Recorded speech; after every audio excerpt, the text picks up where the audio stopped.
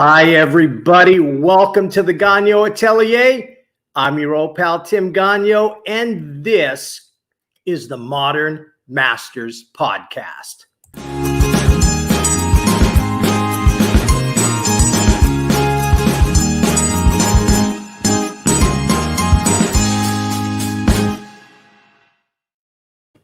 Well, welcome everybody to the show. Once again, don't you love my new bumper graphics? Those were made by my friends over at Edge Digital Agency. They are fabulous. They can make amazing digital media for you. They can consult with you on how to start your own media operations and all kinds of different things, from a website to some graphics to some videos. They will be glad to help you out. So check them out. Visit them at edgedigital.agency, and you can talk to them. And I think that you will find they do fabulous work. I know I am very impressed with that. So once again, guys, welcome to the show. I am very, very excited to have you guys here. And this is the cool thing. We are going live, as always, from our soon-to-be solar-powered art studio. Yeah, we're getting solar panels slapped on the roof here any day now. I'm pretty excited about that.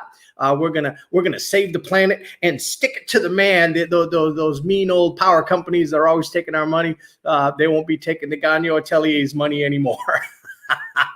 So that's pretty cool. I'm pretty excited about that. Maybe when it goes up, we'll maybe show the process of it going up and all that. That would be really cool to see. But we are going to be solar powered. That's pretty neat. I like that. So today, guys, we've got a great guest that's coming on. If you could do me a favor, if you can go ahead and, as always, like this video, share this video. If you can go to the Gagnon Atelier Facebook page and hit the like button there and hit the notification button, the follow button, that would be great. Or if you can go over to our YouTube channel and if you can hit the subscribe button, that would be awesome. And hit the bell notification so that you can get notified when we go live and when we're going to put new videos on. Anytime a new video comes on, if you've subscribed and hit the notification buttons, it'll tell you, it'll pop up on your phone and let you know, hey, Gagnon Atelier's got a great new video for you to watch. And so that would be fun if you guys could do that. I would greatly appreciate it. All right. Well, guys, wait till you meet the fireball that I have got for us today. She is an amazing artist. I am super excited to have her on. And her name is Moeller Stevenson, and wait till you see her art. It is absolutely phenomenal. It's beautiful. It's amazing. And she's also just a fabulous person and an inventor of a fabulous art product that we're going to be talking about. Wait till you hear about this. It's going to blow your mind about that. So without further ado, right now, let's bring her on. Here she is. You guys soon hop over to Facebook. Ann is with us today. So hello, Ann. Gagnon Hi. She can't hear us yet. Hello. Ann. Good morning. How are you? Welcome to the show. I hear you. Yes, I can hear you. I hear you. Do you hear me? I do. Rock and roll. I can. Welcome to the show. Awesome. Well, tell us a little bit. I'm excited to be here. Yeah, I'm very excited. I've been a follower of your art since we met at the Portrait Society. And one of the things that was great about being at the Portrait Society was meeting your crew. Your crew, they just sucked me right in. You know, the first time I went to this conference, I went by myself. I didn't know anybody. Yep. I was like, okay, you know, and I mean, as you can tell, I'm a bit of an extrovert, but I'm not really, you know, sometimes I'm not, you know, sometimes I'm quite bashful. And I went to this thing, you know, and I'm just like, okay, I don't know anybody. We'll just wing it.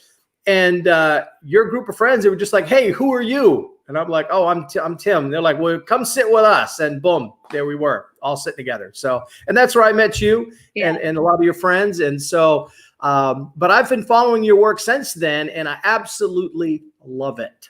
Love it. Oh, thank you, Tim. That's very sweet. Well, thank you very much for hearing it.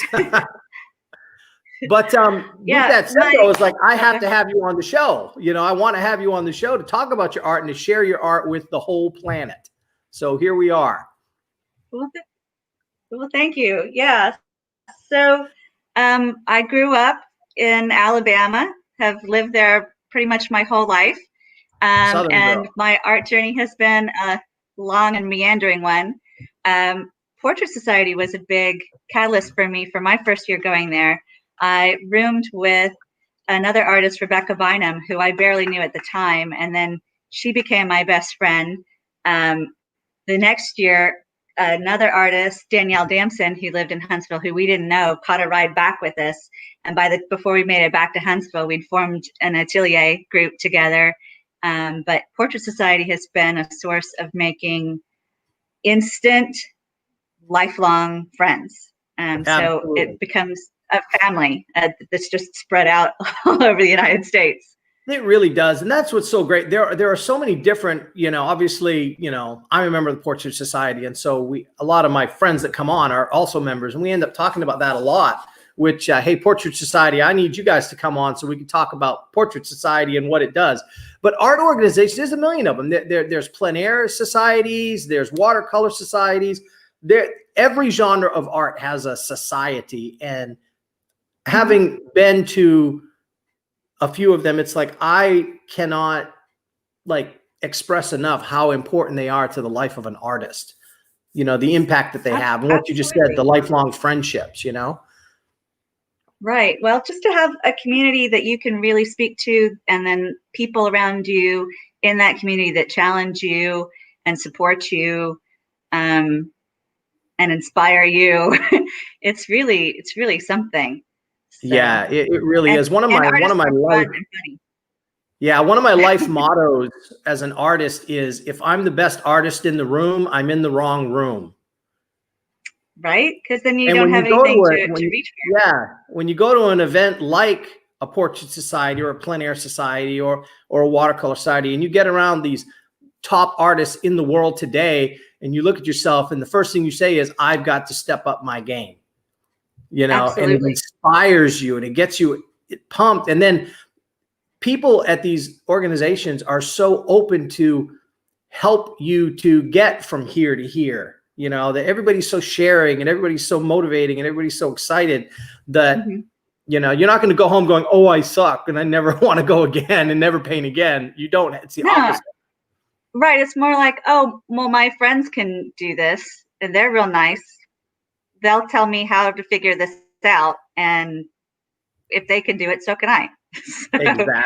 Exactly. And that's really the power of it that I love so much, So talk to us about, where you started out, you Alabama girl, Southern girl, I always say Yankee by birth, Southern by the grace of God, because I love living in the South. No snow. I'm all about no snow. So the only white stuff I want to see is the sugary white sands of Panama City Beach. That's all the snowy white stuff I want to see. That's it. So, that's pretty nice. Yeah, it's a rough life. It's a rough life. So talk to us about, your career, how you got started, in the direction that you went. How early do you want me to start? Because I have a memory of when I was 3. I know that when you went to college, you didn't go for fine art. You went for graphic design. So I guess we could start there. Right. So I think a lot of people have that experience where it was my parents that I loved art in high school. I took all 4 years that I could take it in high school. And then my parents were like, all right, if you're going to be an art major, you better do something with that you can make some money. Right. You don't want to be a starving artist. Right. And I was fairly competent with a computer, and I didn't hate doing the graphic design classes. That was kind of cool. And it was sort of novel to see something you designed in print. But when I got to an ad agency and worked there for a year, so I graduated with a concentration in graphic design and a minor in web design. And I'd worked at a graphic design agency for a year in a room, but you're by yourself with a computer all day, and it's no longer that fun social interaction of, being in an art class and helping somebody else on their computer and a collaborative environment where you have a long time for an assignment to really be creative, et cetera, et cetera. And I did not like it. So, The social butterfly, and you just wasn't having that. yeah. So I decided to go back to school and get my teaching degree, which I was worried my parents would be upset that I was going to be an art teacher, because I think in their mind, teachers are poor. But I went back to get my master's in art education. I got hired right at the as an art teacher right at the beginning of getting my degree. They allowed me to teach on an emergency certificate, and I really enjoy teaching. There's a lot of soul-filling bucket from feeling like you're giving soul bucket filling, feeling like you're giving something back. And what grade did you teach? I did middle school. Oh, middle school. They're the worst. Middle schoolers are brutal to each other. Oh, 5 years. Yeah, they're a little rough. They're a little sassy. At the end, by the end of the 5th year teaching them, they were starting to not feel so cute to me anymore. I was getting a little tired of the rougher sides of the personality, the sass, and all that they just can't help because it's bubbling through them hormonally. oh yeah. But they can be kind of cruel to both each other and to teachers and everything. A little rough. And so when I got pregnant with my first child, I quit teaching public school at that time, and I thought that I would go back, but that's not how the story unfolded. So my husband at the time, once I was my daughter was 1, I was like, I was planning to stay home for 1 to 5 years. And at 1 year, I'm like, that's enough. I'm not an at-home person. As I mentioned, the year in the box at the ad agency wasn't so great for me. And being home, I wasn't really alone, but I was with a baby who's not a great conversationalist. And so yeah, they tend not to be able to talk at that age. Not so much. And so I really needed to be out and interacting with people. And my husband didn't want me to go back to teaching full time. He was like, you sold that painting in college. Your professor had encouraged you. He'd said you could, maybe paint professionally. And so why don't you do that? Why don't you pursue your art, kind of from home?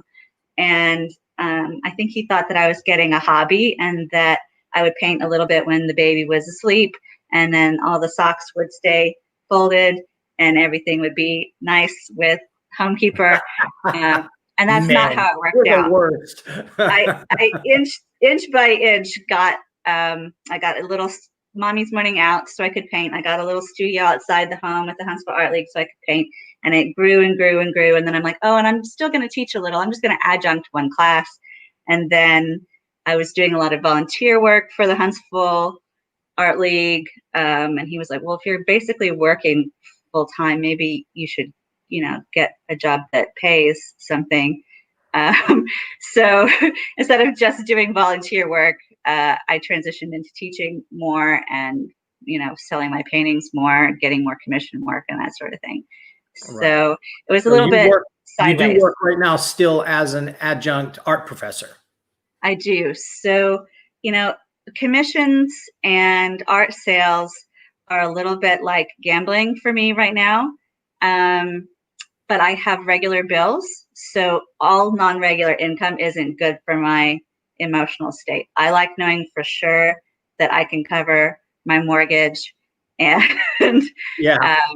so they're both significant and valuable income streams, but the adjunct teaching provides me that even base so that I'm not sweating. That's such a great thing to talk about, because so many artists, every struggling artist that I've met, because really the starving artist is a myth, but it's also not a myth. But those that are the starving artist, in my experience, the vast majority of the time is they've got it in their head. They've got this weird mindset that I'm not a real artist unless I'm doing it full time. And so they refuse to get a day job. They refuse to have a base.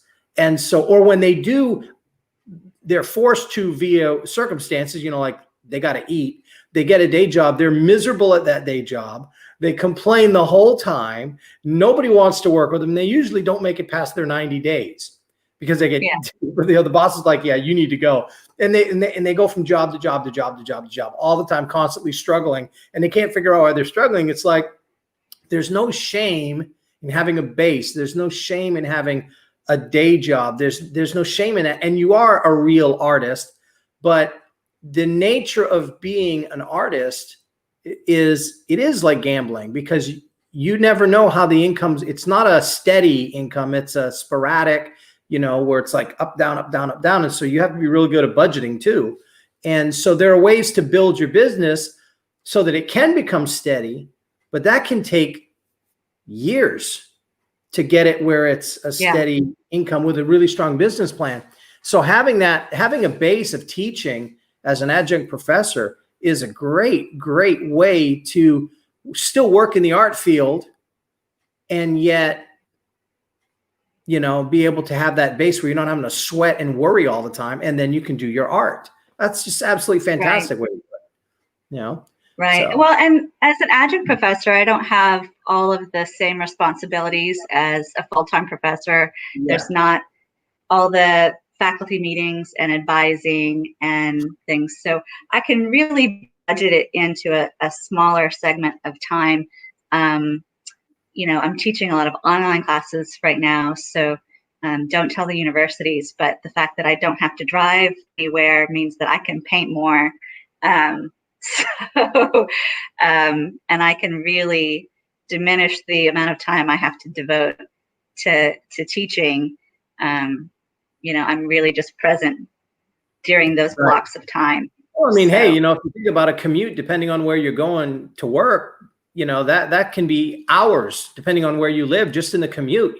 People that live in Atlanta, they're stuck in traffic for hours and hours and hours at the time, just going back and forth to work. If you live in Los Angeles, oh my gosh, you're stuck in traffic for days going to and from work, So that makes sense. You're able to work smarter, not harder, and you're getting more of a return on your investment of time. Time being a commodity, we all have 24 hours in a day. What do you do with it? If you're not driving somewhere, boy, that makes a big difference. And, my commute, I also am an adjunct professor, and but the college I work at I could probably walk to it if I wanted to, because it's right over the bridge, right over there. So you can almost throw a stone and hit it.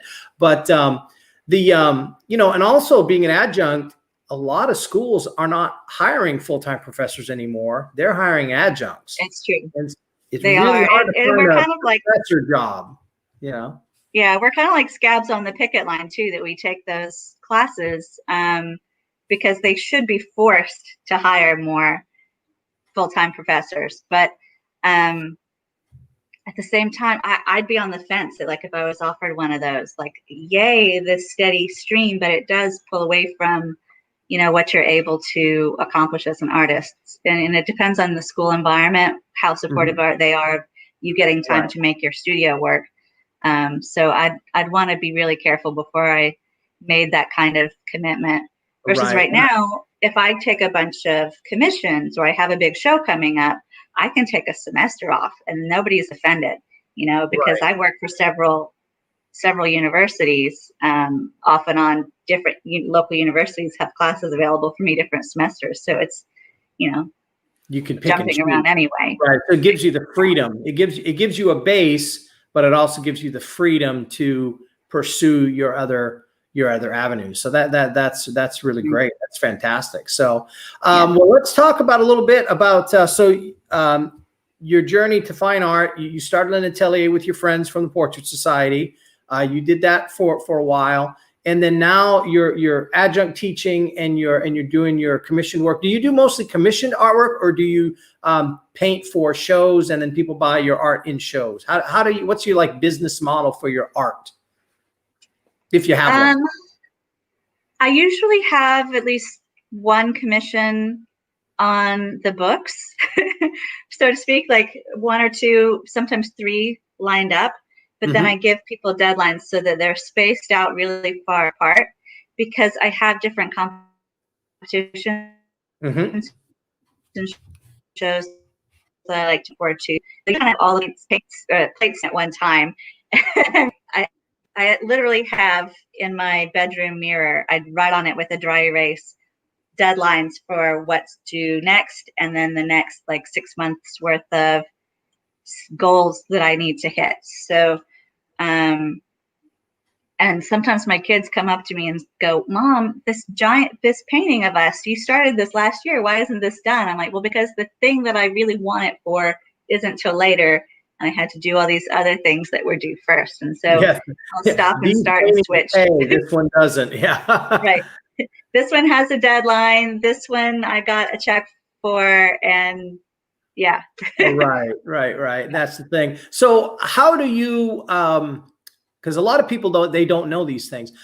How do you get your commissions? Like where do people come to you? Is it just word of mouth? Is it relationships that you've developed over the years? How do you find your clients to do commissioned work for you? Do you do advertising in different like social media? How do you promote yourself to say, "Hey, I will paint a picture for you"? Like how do you find your customers? I've tried all kinds of things. And I get them all of those ways that you said. So a lot of times I get a text or an email from someone that I knew from like the Moeller Arts and Entertainment director has sent a couple of people towards me for commissions when they ask her.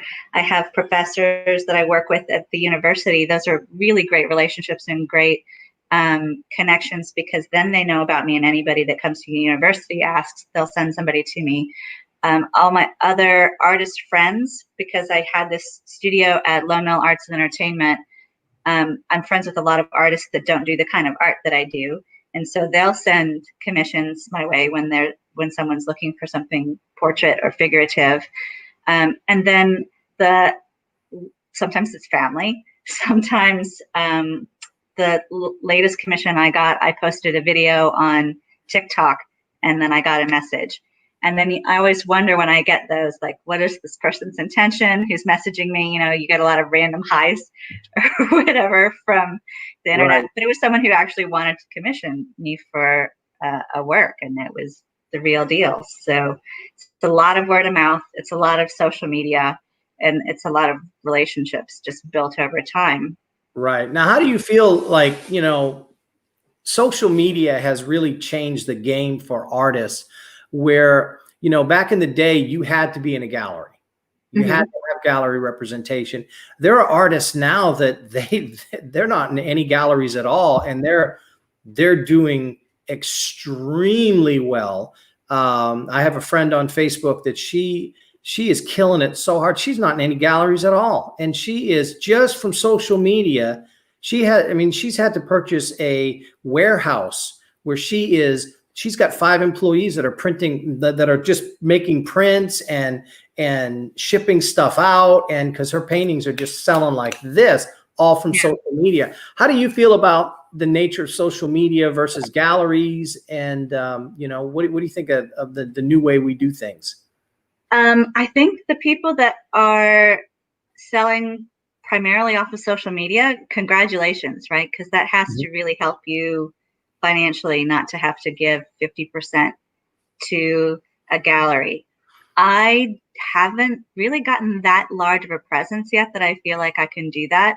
I know I do get a lot of online art sales, but right now they're through other galleries, online galleries that are hosting online shows, that also have a physical presence, some of them. Then they're working their social media too. So right now my art sales come from a whole village of people working. I'm promoting them on social media. They're promoting them on social media. Sometimes it's my friends locally that I've known for a long time that then go online and buy from a gallery that's out of state, and thank you for supporting me. And so right now most of my art sales that aren't commissions, go through gallery, and I'm paying my 50%. Right. So. Right. And now the benefit of that, the downside is they get 50%, but they are also doing a lot of marketing, and you're taking advantage of as you said, your social media presence isn't as large as, say, your galleries. Your gallery has probably a much larger online presence than any artist does.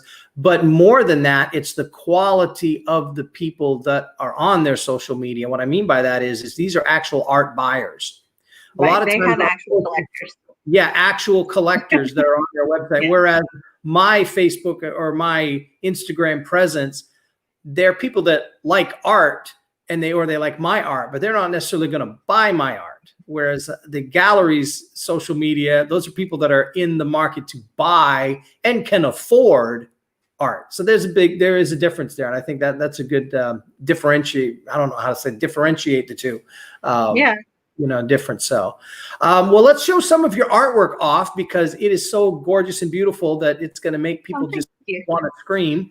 And, I always just, this is my favorite part of the show is showing off art and letting people see, it's one thing to see you and talk to you. It's another thing to see you, talk to you, and look at your art and have you kind of talk to us about it. So when I show these pictures, just tell us a little bit about the painting, but also talk to us about your process, about, you won't be able to see me because it's going to literally cover my face, which no one's going to complain about that. That's comedy gold. Be nice to my friend, Tim.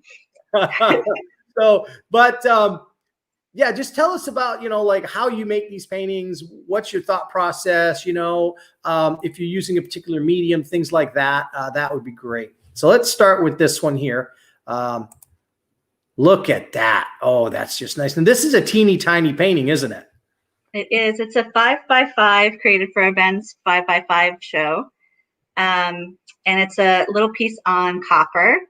You can see a lot of that copper undertone in this one. I kind of kept in that same color family. And, I work from photographs. There was this beautiful model, Katie, who her friend owned this nice indoor pool, and we went, she's, in a dress and earrings, and bless her heart, I had to give this model some hazard pay, or just out of, not because she asked for it, but just because she earned it. She was in the pool drowning with me for quite some time with an underwater camera. Not that this is an underwater shot, but it was really fun to get this reference. And I've sort of photoshopped in a mandala pattern in the background, which when I do other pieces related to this, you'll be able to see that more. But I'm playing with this idea of how we feel in water, more at peace, sort of an altered mental state, sort of meditative. At least that's how I feel when I'm in water. So it's like these two different worlds. And working on copper is a whole another realm for me. So, well, talk to us a little bit about what is it about copper that when you say you paint on copper, explain that just a little bit. And then, because we're going to be showing a commercial with you working on copper in just a second. After we look at the artwork, we're going to go into detail about that, your famous invention. But you paint on a copper plate? It's CCM, a copper composite material. So if anybody's painted on Dibond, it's a plastic sheet, panels, aluminum, plastic, aluminum. Right. A thin sheet. I paint on that all the time. Yeah, and a lot of people do, and it's a good support because it's rigid. Right. So copper is something that's been painted on for a very, very long time, since the Renaissance. There are really well surviving paintings. So we'll go into more about that later. But this copper surface that I'm painting on is a composite material that has been finely abraded with a really light sandblasting technique.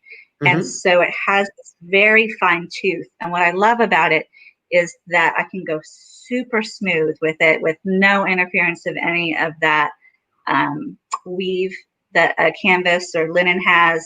And so it changes the way that I paint. But because of the tooth that's in there, I can also go very thick, and it holds that brush stroke. So my feeling about it is that the only thing that's left in the painting are things that come from me and my intention and my brush stroke and the way that I'm handling the paint. So and I noticed from this piece in particular, and the others that I'm going to show this next one, and it really shows off a luminous effect. Absolutely, yes. So there's And that that's right here. And this is your daughter, correct? It is. So there's that thing that happens, oil paint is translucent. So especially in the darks, the light goes through it and comes back. And really looking at a photo of a piece on copper is not the same at all. It's really not. It's really not. I paint on gold leaf all the time, like every single thing I do. And I am very, very interested in trying copper. I'm very, very interested in trying copper. I've actually never painted on a copper panel, so I'm gonna get me a piece and try this immediately. But I paint on gold leaf, and it's for that same luminous effect. The light does go through the oil paint and bounces around in the oil, so Right. we get refraction of color, which creates rainbow. You see the visible light spectrum, but then it hits that metallic, and in your case copper, in my case gold, and reflects back out with a golden or a coppery hue. Oh, yeah. So there is like a golden light emanating from your paintings. Right. So yeah, so there's all this warmth, and some artists paint on, a warm ground, like that transparent oxide red or a cadmium orange-ish ground, and you'll get a little bit of a similar effect. So you are painting on something that's toned, which is nice. You're not fighting that white of the canvas, but then also, that refraction moves with you, so the painting becomes more alive, and you can really experience that luminosity and depth when you're looking at it in person. Real spiritual glow to the paintings that I find, especially depending on how you light them. If you light them a certain way, they really just beam. And this one is just hey, I've got four daughters, and this is little girls. There's just nothing prettier than a painting of a little girl. That just, to me, just gets me every time.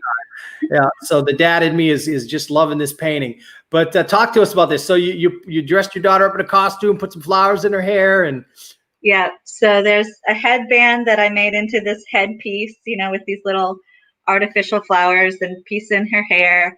The bird is just one bird, even though there's three in the painting, and that's actually a taxidermy bird that I bought off of eBay.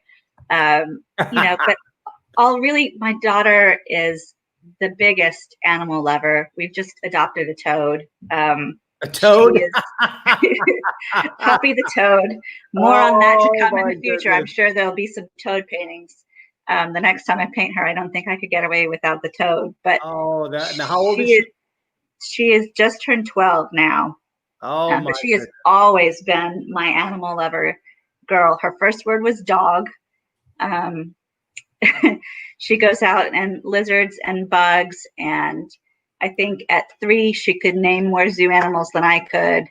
It's her lifelong passion, and she's told me before her mission is to end global warming. She's my nature girl, 100%. She's your environmentalist. I love it. Right. So in this, she's the Mother Nature protector. So here she is protecting the birdies and the flowers and everything else. It's very, and she's got that serious face on. She's determined. I really like it. And you can see the copper just beaming through the painting, even though it's a photo, you really can see that luminous effect in it. That's just go. I would love to see this painting in person. That would be great. All right, let's look at this last painting of yours. And this one, it's just, I can't, sometimes things like embroidery or lace or Shannon Levinson's doing all her lace series right now with all this. Yeah. She's the lace queen. She's the lace queen, but I'm looking at this one, and you are giving her a run for her money with this embroidery crow. I'm a dude. I don't know what the heck you call this kind of. It's like pattern. A crochet, like a knitted. Crochet, that's the word I was looking for. That just looks like a nightmare scenario for a painter. But you nailed it. It's just, it's amazing. It's beautiful painting. And look at the texture in the close-up shot. If you're watching this live, my gosh, it is gorgeous.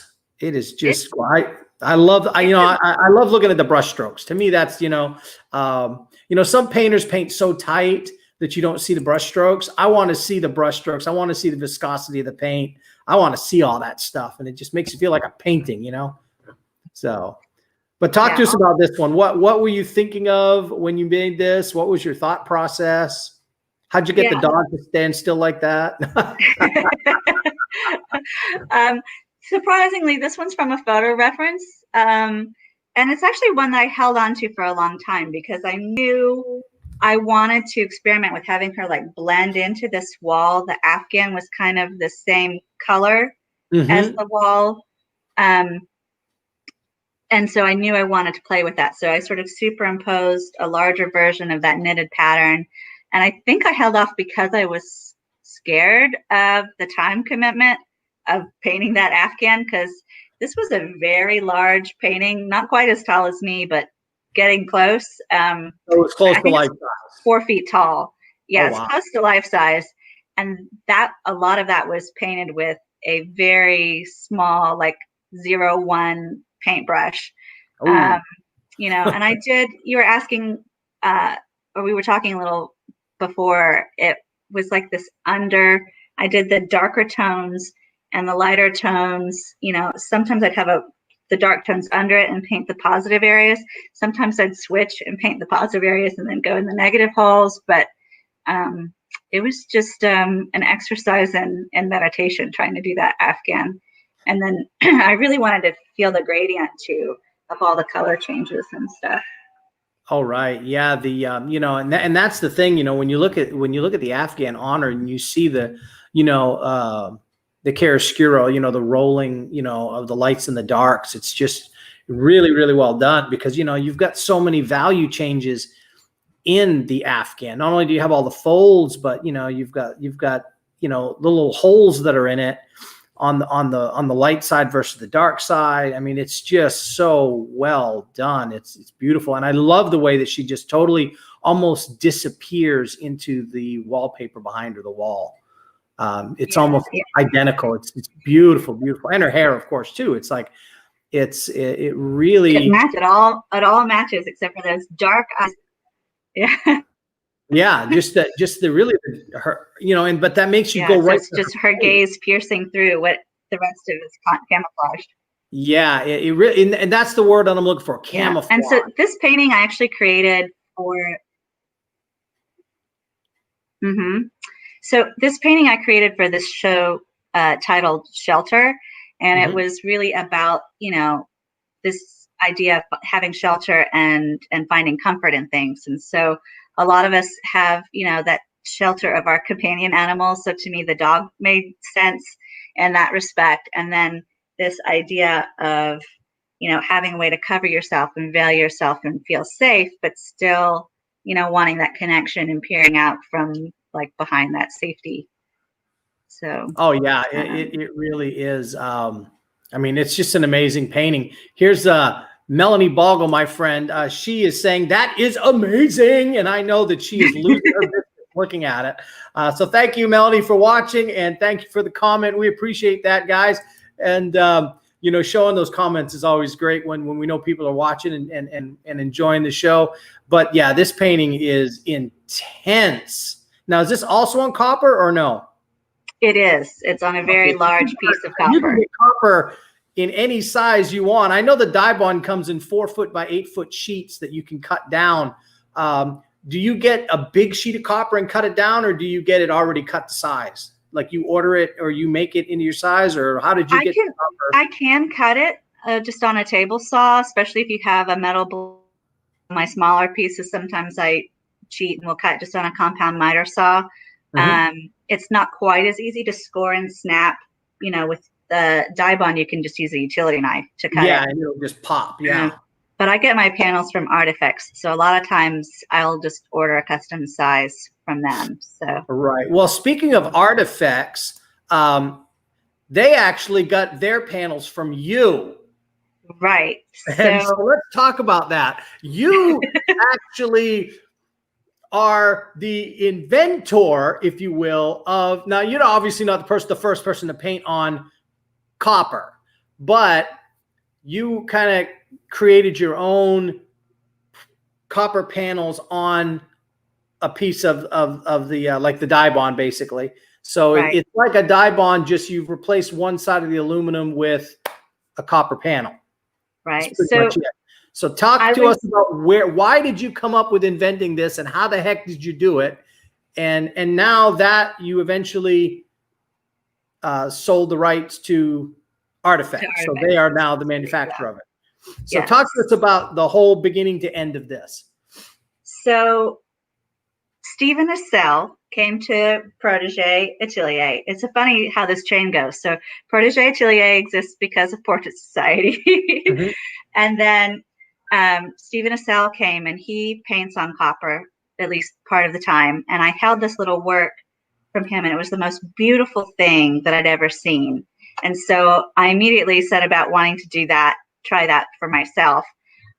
Everything that I'd seen online were artists getting like roofing metal and adhering it to like a piece of wood or MDF or something behind it, because copper's soft, so it's good to support it. And then hand sanding it and painting on that. Well, I did all that, and it was still.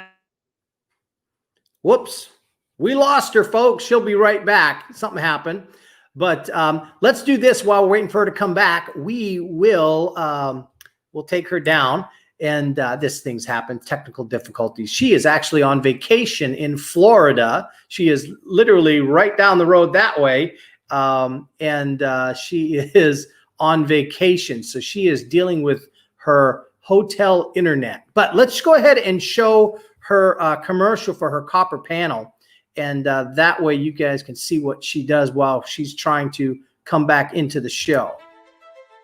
Copper has been used as canvas since the beginning of the 16th century.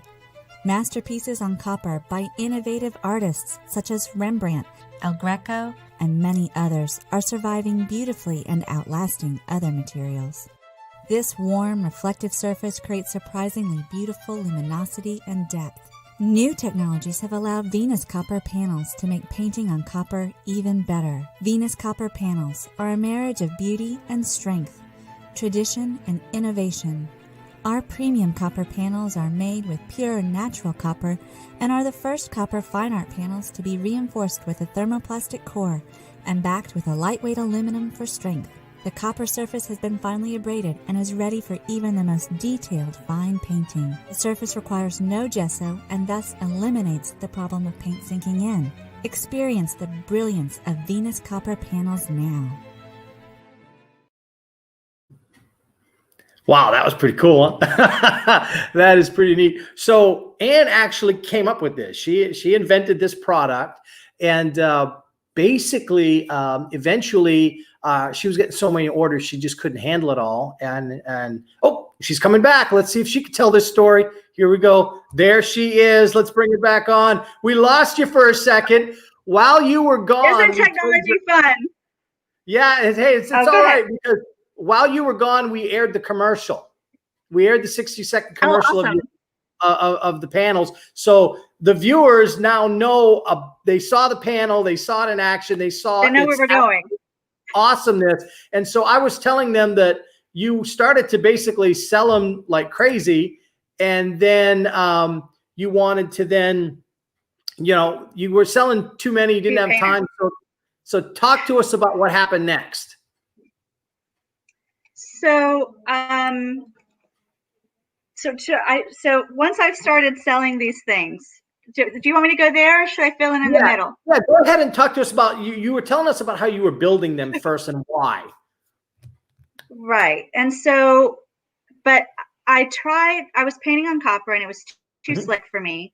And a sculptor friend of mine, Everett Cox, actually made the suggestion of, well, why don't you sandblast the copper and then paint on that and see if you like that better. And I sprayed a little piece and it worked all to heck, but I tested it and I'm like, oh, this holds the paint beautifully, and it's still sparkling, it's still a beautiful color, and I really like this. So everything that I tried, I couldn't get it strong enough to hold up to the sandblasting technique. And so then I was like, maybe if I glued it to ACM, and then that was still popping off, and it was hard to get it bonded well enough. And I'm like, gosh, surely there's CCM. And there is. It's just a construction material. But as far as I know, I'm the only one who had painted on it up to this point.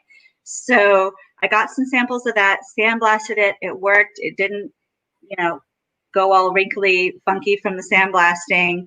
And then to get any of that, especially at a reasonable price, I had to import it from China, which really meant that I had to launch a company because I had so much that you had to buy it in bulk. You're buying it from China. I had to buy it in bulk. And so I started offering it, the people that wanted the really smooth, because some folks can handle that mirror glass-like surface. Once you get your first layer on and stick paint on paint, if you're not an alla prima painter, especially that works. But I don't have that gentle feather-like hand or whatever that it takes to really control it on that mirror surface. Right. So, so I launched these online, and all my artist friends wanted them. They loved it and started painting on it. I actually remember showing one of my prototypes things to Kwang Ho too, and he goes, "Oh, you should sell these." And I'm like, "Oh, okay. I guess I really have to do this thing." So he's a good friend, and I feel like if he says go for it, like I have to. Right. Try it. Yeah. So there you go. So, and then at a conference, I started selling these things like hotcakes at Face. At the Face conference. And I went and I talked to George and Anton, and they had already been investigating. They were already interested in copper as a classical material. Oh, wow. When I showed them a sample of what I had done, it a little bit looked like, oh, they're a little bit, I think they're a little sad that I got there before. You got there first. I think they were already kind of wanting to go that direction. Mm-hmm, mm-hmm. So we talked and we partnered up because I didn't want to be a full-time art supply salesperson. Right. And they really have a lot of technical knowledge. George O'Hanlon is the go-to guru on sound best painting practices. And so they were the right team to support the project and to line it up with their classical materials and get it out there for everybody. And so Venus copper panels became Artifacts copper panels. And it's there maybe now. I'm gonna do this so people can see the websites here. This is your website, but also the artifacts.biz website where they can actually order. So they basically decided to work with you and say, hey, we want to sell your panels. Sometimes as artists, we get great ideas, but at the end of the day, it sounds like you wanted to be an artist, not a manufacturer of an art product. And so you found a manufacturer that's like, we love what you did and we want to jump on board and do that side for you. And so that seems like a great partnership. It was literally me getting these huge, 10-foot panels and cutting them on a panel saw, which one of the other artists at LaMille was a sign maker. He let me use his panel saw. The sculptor was letting me use his sandblasting machine. I was sandblasting them, wrapping them in like an anti-corrosive paper, boxing them up and shipping them out. And so that's a lot. That's a lot of work. That is a lot of work. And, it's like, it is not easy when you're doing that yourself and you don't have everything you need in house. Now, of course, you could have probably grown that. You could have probably grown that into a, if you wanted to say, you know what, this is the direction I want to go because, sometimes people, that's how they find their passion. You could have, for you, it could have been like, oh my gosh, this is what I want to do. I'm giving this great product to all these artists and they're loving it. I'm going to continue that. And then you could have been, Artifacts instead of Artifact, and so, but, at the same time, it's like, I want to be an artist, and I did want to be an artist, and they had the infrastructure there ready to go. They already made panels. Customers, they already made panels. It just made sense. Right. And they're doing a beautiful and job. They do have phenomenal products. I need to get them on the show one of these days. So Artifacts, if you're listening, give me a call. we want to do a show about you guys and what your products are. I think that would be cool to have a show about that. Anton is a sweetheart and a funny guy, and he would be great on here. So. Yeah, he definitely would. So I am definitely going to be contacting Anton after this broadcast ends. I'm going to be calling Anton and letting him know. Yeah, so I mean that's the thing. So you started painting on copper, and you liked the luminosity of it. You liked the way it did, but you found that it was too smooth. And so I can relate to that. I can relate to that because with me, I'm painting on gold leaf. It is very slick. And so I put a coat of, I seal it with an acrylic metal. It's for gold leaf, but you seal it, but that makes it as slippery as a sheet of glass. And so it is tricky. So how I solve that problem is I do my underpaintings in acrylic, and then I finish in oils. And so that gives the oil paint something to adhere to, which is the acrylic paint. And then that's not so slick, but the acrylic sticks to anything. I mean, I could paint on glass with acrylic and it'll stay forever. So that's how I solve that problem. But well, when you try copper, maybe you can put a clear acrylic on there and see. Yeah, well, I'm gonna buy me a panel, and I'm gonna like split it up. So I'll have bare copper sealed with acrylic, and then I may sand it or sandblast it. So I have 3, and I'm going to try all 3, or I may just buy a sandblasted panel and a non-sandblasted panel and just play for a while. But the only thing I'm worried about, this is the thing this is my true worry on my illuminated Messiah project. I have already gold leafed and done the pre-painting on 100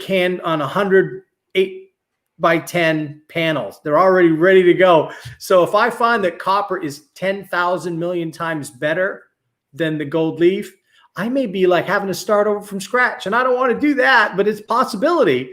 And so I'm mildly terrified, to be quite honest. I can't help you there. That's a scary feeling. You're a little bit pot committed at this point. Yeah, I'm very committed at this point into this exhibit that I'm working on. But again, the other side to it is which one is going to be more archival, which one is going to take the way, because one of the things with Illuminated Messiah is that I overlay text into the paintings. And the way that's done, if I'm not careful, it will literally rip the gold leaf apart while I'm putting the text on. And so I've had to redo paintings more than once because the gold leaf is so fragile. Even with a seal of acrylic over it, it just rips off of the panel.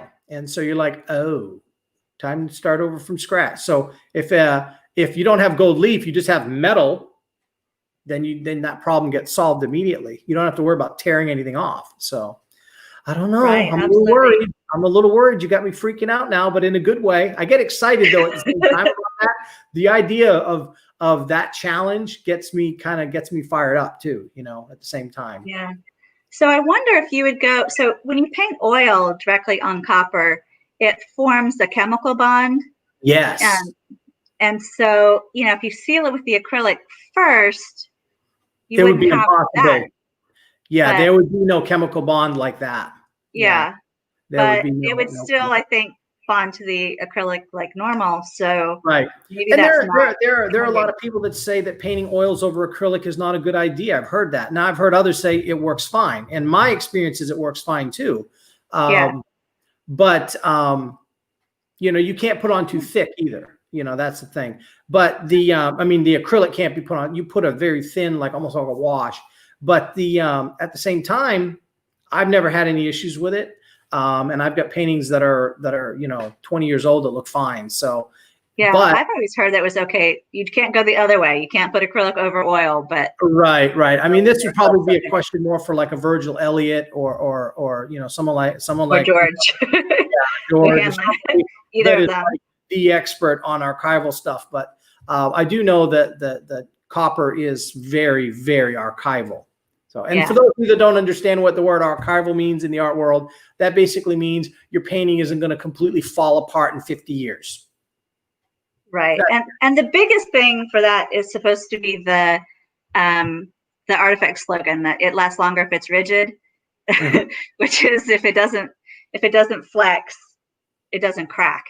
So Right. that's primo, like. Yeah, because copper's not going to move. It's not going to heat and cold isn't going to make it do this like a wood And panel it's not going to as long as it's supported. Affect it. Yeah. One of the people that I watch on YouTube is the Baumgardner restoration videos. I don't know if you've ever seen this guy. He's in Chicago. He's a restorer. And so he takes like really old paintings and he repairs them and restores them. And he's constantly having to like repair old wooden paintings from the Renaissance era because they're warped. I mean, the wood's going like this.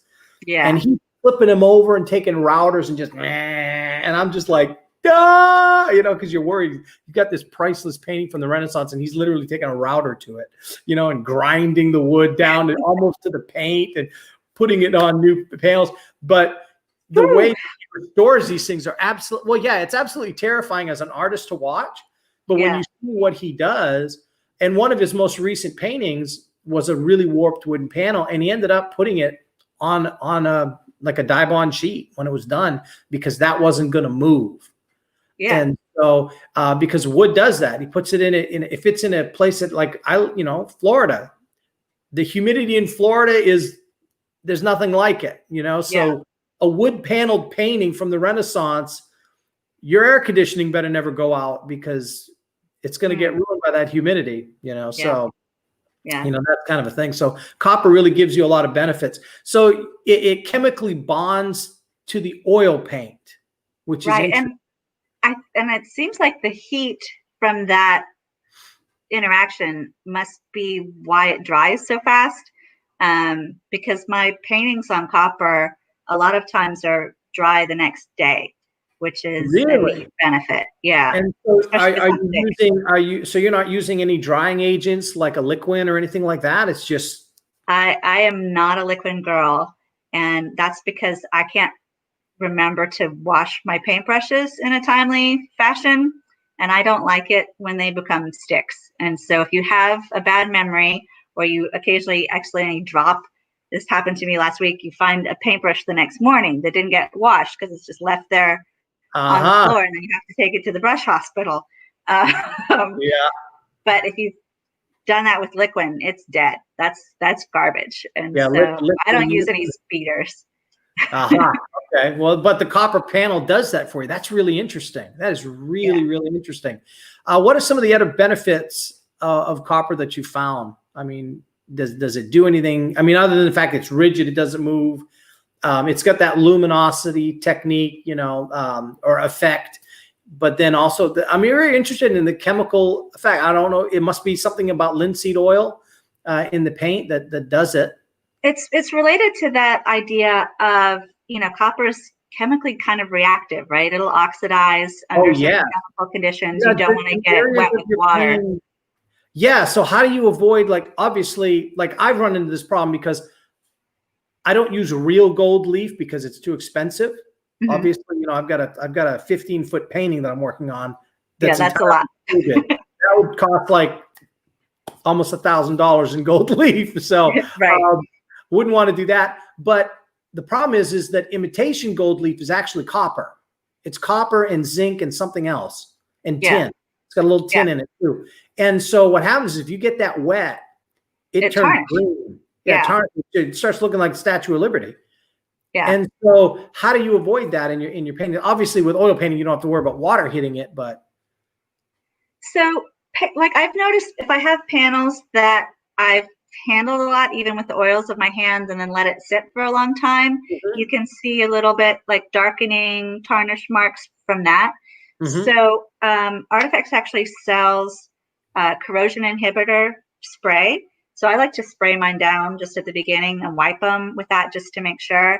And then you want to make sure that you varnish your painting so that, in the word oxidation, right, is oxygen. you don't want to keep oxygen on long term. And it's not something that happens quickly. But you don't want to get your panel wet. If you do have nastiness on there, you want to sand it off or clean it, and then put some corrosion inhibitor on there. Unless you're one of those wild people that wants to do that. Right. And that's one thing that I've noticed with the gold leaf, the imitation gold leaf. Sometimes I will purposely spray it with just a spray mister, and I'll spray it, and then the next day it's all green, and I'm like, yes, it looks cool, and then I paint over that. So the problem is, if you don't want that to stay, it'll spread. It spreads. So you got to seal it where you want it to stop if you're going to go experimental. So because it'll be alive, otherwise it'll keep tarnishing like the Statue of Liberty, right?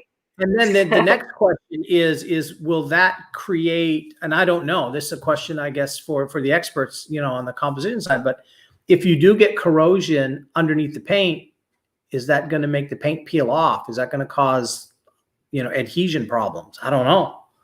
I think you'd have to have a lot of corrosion. There's actually, that chemical bond is actually like a thin layer of, not corrosion, but a thin layer of oxidation is happening. Yeah, because and then it stops when you seal it. And it's not rust, it's oxidization. Yeah. So that very interesting. This is a great. There's this big book this thick on works on copper that I own, and it shows some of the like X-ray scans of really classical oil paintings, and there's varying degrees depending on how they sealed the painting and varnished it. There's varying degrees of amounts of what's the name of that oxidation underneath. I think it's something like Oil on Copper or something basic. Really, the book is Oil on Copper. I'll comment on your Facebook. I'll share a link to it. That would be great. I would love that. I want to find that book. It's a cool book, but those paintings were still okay. It's only if you have like a crazy amount. But otherwise, it's just sort of happily underneath the surface and stays stable. So that is fantastic. That is such a cool conversation. I love talking about new materials and new things. And now I'm going to run off and try some. So I'll be going on artifacts.biz and going to their website and ordering a bunch of stuff because I can't help myself. And my poor wife is like, great, he's buying more stuff. Yay, I experiment all the time with random things. So. Yeah, it's a fun process. Well, Ann, this was such a pleasure having you on. I know that you're on vacation in Florida. You're literally right down the road. You are right down the road. Look at that beach. You can't see. It's blasted out because it's daylight out there. But that's the ocean right behind me. Sweetie, gotta love that. Oh, that now that's not the ocean. That is the world's most beautiful beaches, the Gulf of Mexico, and there is nothing better. Actually, the area has literally been voted right exactly where you are has been voted the world's most beautiful beaches this year. So you are. It's gorgeous.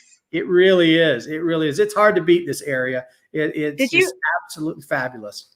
If you opened your eyes around 7 this morning, it was sunny and raining and just like a little miracle, which is just so beautiful to wake up here and see that. It is. It is. Have you ever witnessed one of our miraculous sunsets that could only be painted by God himself?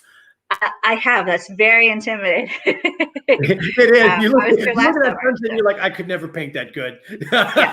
Just hang it up. Just quit. Just like, I'm trying to create beauty, and then there's that. Just table flip, walk away, give up. I'm retired.